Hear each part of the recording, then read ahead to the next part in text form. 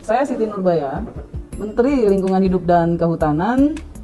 Pada periode ini, tahun 2019-2020, Indonesia berhasil mengurangi laju deforestasi mencapai titik terendah sepanjang sejarah.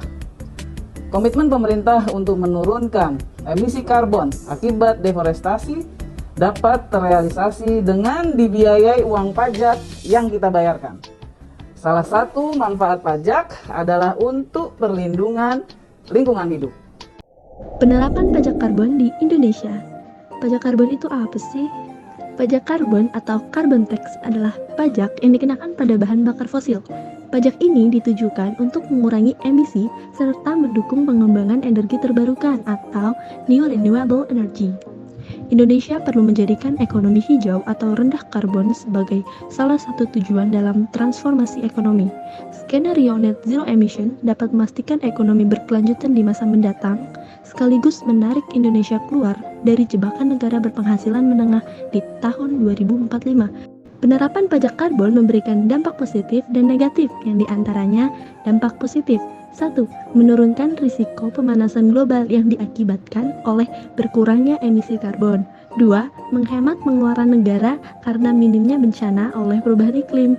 Dari segi penerimaan pajak, ini dapat meningkatkan pendapatan negara loh. Dan yang terakhir, mendorong konsumen berinvestasi pada teknologi hemat energi yang mengakibatkan banyaknya muncul perusahaan green company. Dampak negatifnya, ini dapat menyebabkan harga lebih tinggi karena biaya produksi yang mahal dan daya beli masyarakat ikut melemah yang diakibatkan oleh tingginya harga barang akibat inflasi.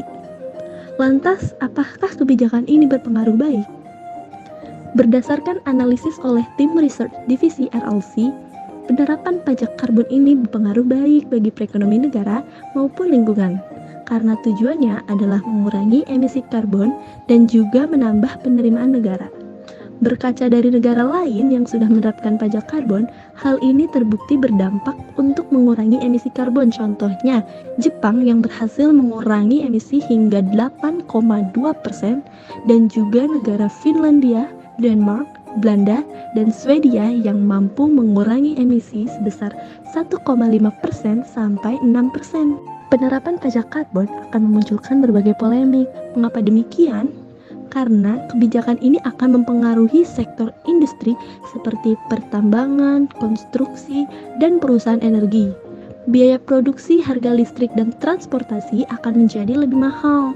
Pada akhirnya yang terkena dampak adalah masyarakat yang berada di rantai transaksi terakhir. Pemerintah Indonesia perlu segera menerapkan pajak karbon jika ingin menekan deforestasi dan kebakaran hutan yang memberikan dampak bagi lingkungan.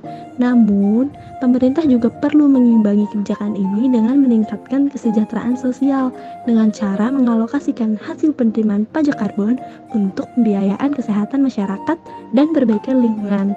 Diharapkan perusahaan penghasil emisi karbon perlahan dapat bertransformasi menjadi green company, sehingga dengan adanya penerapan pajak karbon ini, Indonesia bisa mencapai transformasi ekonomi nasional yang lebih ramah lingkungan. Terima kasih.